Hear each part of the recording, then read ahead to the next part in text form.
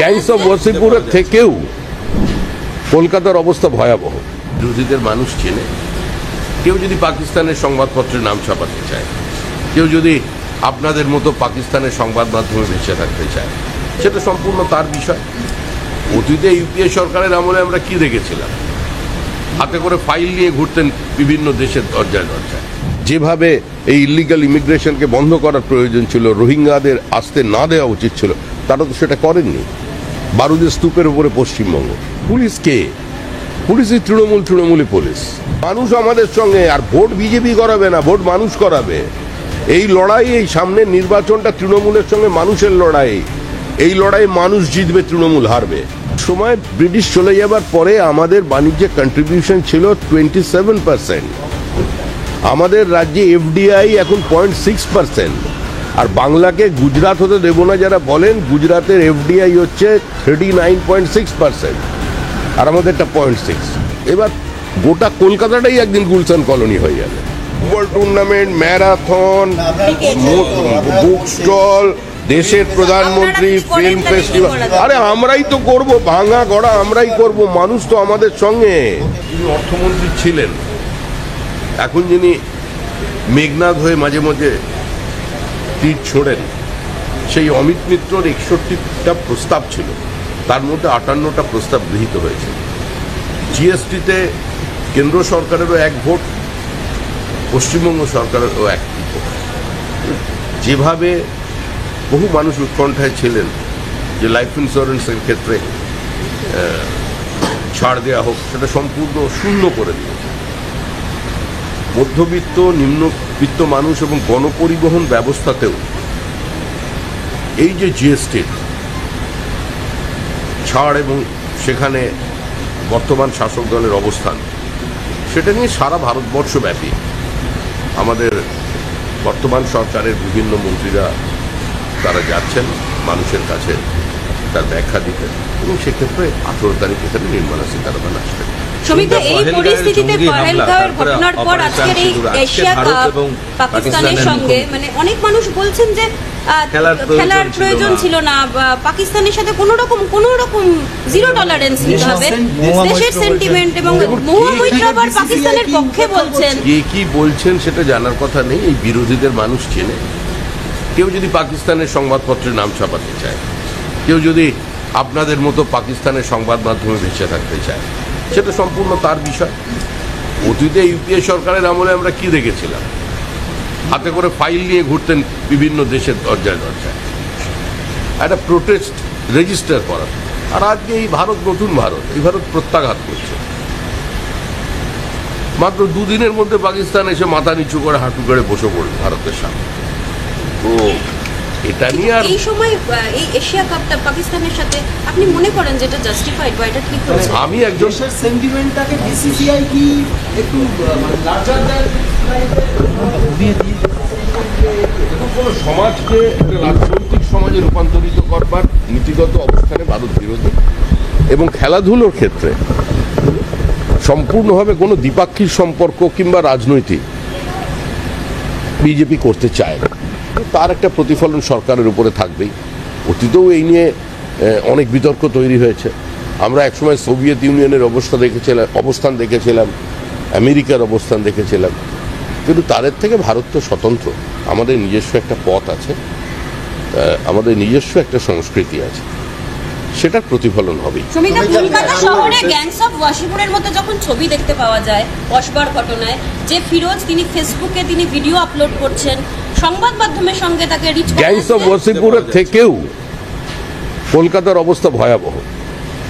ওখানে দুপক্ষে দুটো গ্যাং আছে, এখানে এক পক্ষের খেলা চলছে। কিন্তু পুলিশ এখনো ধরতে পারলো না। কেন পুলিশ ধরবে? পুলিশ কে? পুলিশই তৃণমূলী পুলিশ। প্রথম কথা হলো, গুলশান কলোনিটা হলো কি করে? তারা বিদ্যুৎ সংযোগ পেল কি করে? জল পাচ্ছে কোথা থেকে? ভোটার লিস্টে কি করে নাম তুললো? গুলশান কলোনিতে যারা বসবাস করে কারা তারা? এবার গোটা কলকাতাটাই একদিন গুলশান কলোনি হয়ে যাবে, সেই দিনের অপেক্ষা। আর ফিরাদা কিন্তু ইঙ্গিত দিয়েই দিয়েছেন যে 50% মানুষ একটা সময় আসছে যখন উর্দু ভাষায় কথা বলবে। তা আপনাদের যারা সিলেক্টিভ প্রতিবাদী আছেন, বিভিন্ন সময় গলায় মালা বা এই ডুগি তবলা নিয়ে বেরিয়ে পড়েন রাস্তায় মোমবাতি নিয়ে, ওদের প্রশ্ন করুন। চুপ কেন? এই যে বাংলাদেশে এত অত্যাচার হচ্ছে নিরপরাধ মানুষের ওপরে, শুধু হিন্দুর ওপরে তো হচ্ছে না, বুদ্ধিস্টদের ওপরে তো হচ্ছে না, ওখানে মুসলমানদের উপরেও অত্যাচার হচ্ছে। মুক্তমনা সমস্ত প্রগতিশীল ওখানকার যারা সুশীল সমাজ আছেন তাদের বাড়ি ঘরদোর ভাঙচুর হয়েছে। কলকাতায় শহরে কোনো প্রতিবাদ হয়েছে? সুবোধ সরকার একটু কবিতা লিখেছেন? ওই যিনি একজন আমাদের মহিলা চিত্রাভিনীতি আছে, চিত্র পরিচালক, প্রতিভাবান, দীর্ঘদিনের অভিজ্ঞতা ওনার, উনি তো সেনাবাহিনীকে রেপিস্ট বলেন। এখন কি বলছেন? এই বাংলাদেশে ধরে ধরে প্রকাশ্যে মহিলাদের বিভ্রস্ত করে দেওয়া হচ্ছে, লুট প্যারেড করানো হয়েছে। ওর কি শরীর খারাপ? উনি ঘুমিয়ে আছেন? সম্প্রতি যে ঢাকা বিশ্ববিদ্যালয়ের নির্বাচন হয়েছে সেখানেও সরাসরি আইএসআই এর লিঙ্ক পাওয়া যাচ্ছে, তাদের 20 কোটিরও বেশি ফান্ডিং হয়েছে সেই ইলেকশনকে কেন্দ্র করে। ভারত বিরোধিতার জন্য কি এত সক্রিয়তা? ভারত বিরোধিতার জন্য সক্রিয়তা চিরকাল ধরে ছিল, আছে।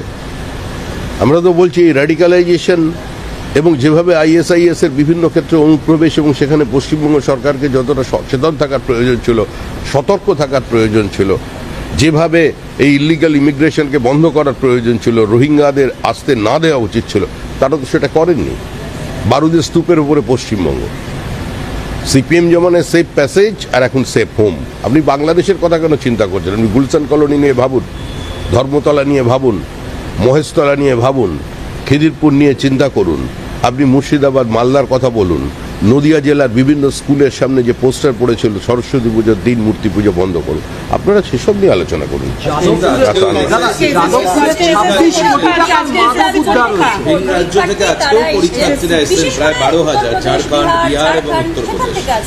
এইটা সারা ভারতবর্ষই তো একটা দেশ। আমাদের রাজ্যের ছেলে মেয়েরাও ভিন রাজ্যে পরীক্ষা দিতে যাচ্ছেন, সেই সংখ্যাটা কত? একটা সময় পশ্চিমবঙ্গ মানুষকে রোজগার দিত, নতুন নতুন কর্মসংস্থানের পথ দেখাতো। একটা সময় ব্রিটিশ চলে যাবার পরে আমাদের বাণিজ্যে কন্ট্রিবিউশন ছিল 27%। আমাদের রাজ্যে এফডিআই এখন 0.6%। আর বাংলাকে গুজরাট হতে দেব না যারা বলেন, গুজরাটের এফডিআই হচ্ছে 39.6% আর আমাদেরটা 0.6। এই তো চিত্র। এখন পৃথিবীতে অর্থনীতির একটা ভলিউম বাড়ছে, কিন্তু সেই তুলনায় কর্মসংস্থান হচ্ছে না। তো এটা যে কোনো একাডেমিশিয়ানের কাছে বা যে কোনো অর্থনীতিবিদের কাছে একটা একাডেমিক চ্যালেঞ্জ, আর এটা পলিটিশিয়ানদের কাছে এটা একটা অ্যাডমিনিস্ট্রেটিভ চ্যালেঞ্জ। তো স্বাভাবিকভাবেই প্রত্যেকেরই কর্মসংস্থানের প্রয়োজন আছে।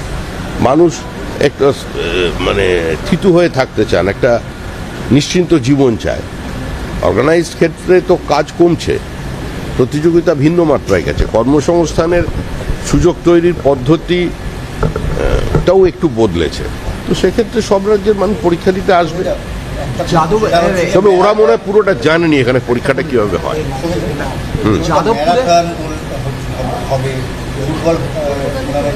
আপনি তো সবই বলে যাচ্ছ ভাই, কোনোটা বাদ দিলে না। Football tournament, marathon, book stall, দেশের প্রধানমন্ত্রী, ফিল্ম ফেস্টিভ্যাল, আরে আমরাই তো করব, ভাঙা গড়া আমরাই করব। মানুষ তো আমাদের সঙ্গে, মানুষ আমাদের সঙ্গে। আর ভোট বিজেপি করাবে না, ভোট মানুষ করাবে। এই লড়াই, এই সামনের নির্বাচনটা তৃণমূলের সঙ্গে মানুষের লড়াই। এই লড়াই মানুষ জিতবে, তৃণমূল হারবে। তৃণমূল যাচ্ছে, তৃণমূল চলে গেছে। তৃণমূলের কোনো বক্তব্যের কোনো প্রতিষ্ঠা, কোনো গ্রহণযোগ্যতা এই মুহূর্তে জনমনে নেই। মানুষ মুক্তি চাইছে, মানুষ বাঁচতে চাইছে, মানুষ বলছে বাঁচতে চাই, বিজেপি তাই। এটা মানুষের স্লোগান। আরো ভালো ভালো খবর দেখতে সাবস্ক্রাইব করুন বাংলা হান্টের ইউটিউব চ্যানেল। বাংলা হান্টের আরো খবর দেখতে নজর রাখুন। বাংলা খবর মানেই বাংলা হান্ট।